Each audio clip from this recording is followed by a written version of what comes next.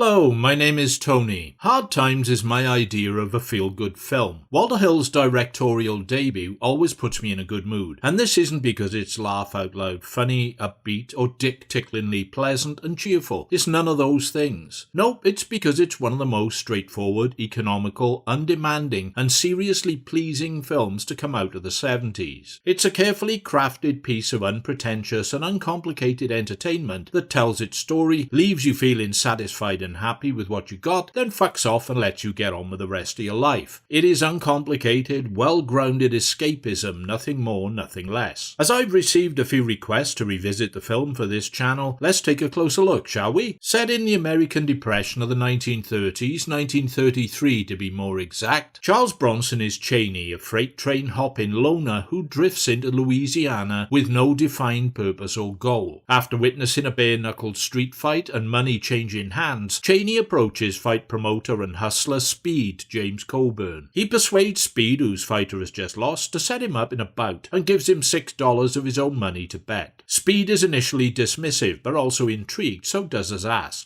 Cheney floors his first opponent with one punch. Sensing an opportunity to make serious money, Speed persuades Cheney to relocate to New Orleans, his home base. There he takes a room in a rundown apartment block, meeting neighbour Lucy Simpson, Jill Ireland, who is living alone whilst her husband is serving a prison sentence, and the two strike up a tentative friendship. Cheney is introduced to Speed's permanent fiancée, Gayleen Margaret Bly, who it's doubtful he has any intentions of sweeping to the altar anytime soon, if ever, and Doc Poe Strother Martin, a disgraced former medical student, opium addict and faded southern gentleman. Poe is to be Cheney's cut man, administering any medical treatment required resulting from his pugilistic activities. Seafood baron Chick Gandil, Michael Maguire, is a local fight kingpin with criminal connections. He suspects Cheney is a ringer, and although he owns Jim Henry, Robert Tesla, a bullet-headed and seemingly unbeatable bruiser, he's wary. He first insists that Cheney take on a Cajun fighter out in the sticks, owned by the community leader Pettibon Edward Walsh. Cheney beats the younger man, but Pettibon refuses to pay up, arguing that Cheney is a ringer and he's been conned. Cheney, Speed, Poe and Gayleen leave empty-handed. They drive around and return, Cheney confronting Pettibon in his honky-tonk roadhouse, beating up some of his men, relieving them of a pistol, retrieving their winnings and shooting up the place. Gandil agrees to let Cheney fight Jim Henry on the proviso that Speed puts up a $3,000 stake. To make up the shortfall, Speed borrows money from mob loan sharks Dottie, Bruce Glover and hammerman Frank McRae. Cheney beats Jim Henry, and Gandil, who is obsessed with owning the best fighter in New Orleans, tells Speed he wants to buy a piece of Cheney. Cheney refuses, won't be bought or sold, and who could blame him? Which would be okay if Speed, a compulsive gambler, hadn't lost his entire cut in a backroom craps game, meaning he can't repay his loan to Dottie. Cheney tells him he's out and he's leaving town with his winnings. Gandil buys Speed debt from Dottie and has Speed kidnapped. Speed will be killed if Cheney refuses to fight Gandil's new champion, a leather-clad, unbeaten professional prize fighter from Chicago known as Street, Nick Dimitri. Poe begs Cheney to help, and it's a nail-biting wait to see if he turns up at the warehouse or if Speed gets splattered. Well, this is Charles Bronson, so of course he turns up. Does he win though, after a grueling fight fest, and then split the money with Speed and Poe before walking away along the train tracks into the night and onto somewhere new? What do you think?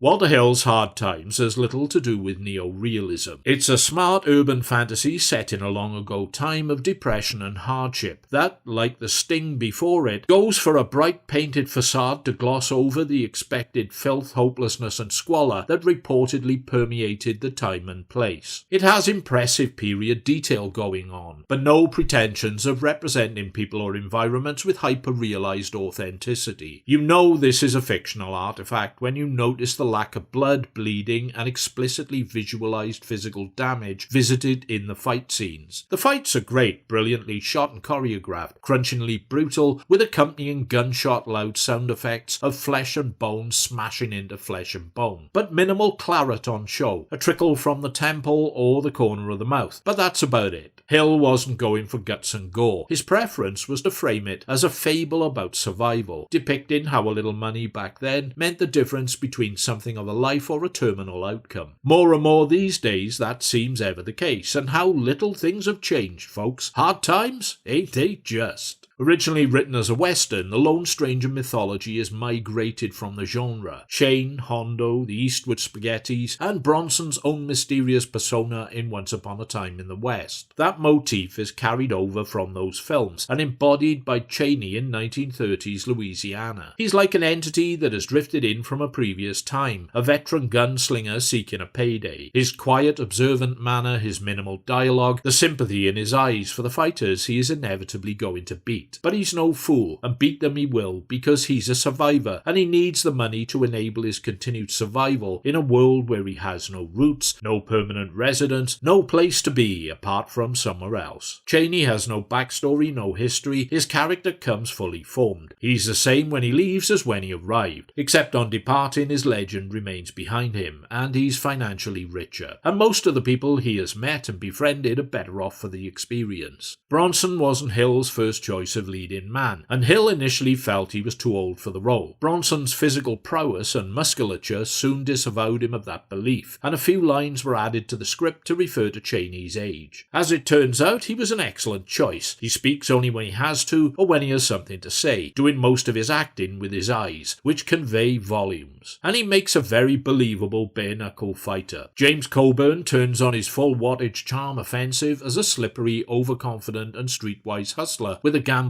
addiction, and Strother Martin is perfect in support as a broken man of medicine and letters laid low by a weakness for illicit pharmaceuticals. The rest of the cast are bang on the money also, with one exception. If you've seen some of my other videos concerning Bronson's movies, then you'll know where this is going. Jill Ireland, also known as Mrs. Charles Bronson. Bronson liked his wife to be in his films, but unfortunately she was usually a detrimental factor. Maybe he thought because they were married and had chemistry in real life, this would translate the same on screen. It doesn't and never did. They're no Bogart and Bacall, because Jill Ireland wasn't a very good actress, and that's me being as kind as I possibly can be. The original cut of Hard Times ran for 2 hours. It was trimmed down to the 95-minute mark. A lot of what Hill cut out were Jill Ireland's scenes. Bronson never forgave him and refused to work with him ever again, which is a shame, because Hill has gone on record as saying he would have liked to have made more films with Bronson, Driver being an example which Charlie turned down because it was a Walter Hill movie. Shame. But let me say this, in Hard Times, Jill Ireland looks extremely pretty and decorative. She's playing a fatigued and listless woman down on her luck, a bit blank and emotionally drained. It was the perfect role for her acting style, fatigued, listless, blank and emotionless. In that context, and considering Hill only left in the scenes he felt were any good, it stands as one of her best screen performances. The result, though, is that Chaney and Lucy's relationship feels superfluous and unnecessary. Some extended fight scenes were also cut out, so it might have been better to put those back in and lose Ireland altogether. What we got was what we got, though, and I'm more than happy with that, so I'm not going to quibble. Philip Lathrop's cinematography avoids overdosing on the hard-scrabble grit and grime of the times, composing prettier pictures rather than chiseling rough-hewn sculptures, because Hill wanted pulp poeticism and not grindstone neo-realism.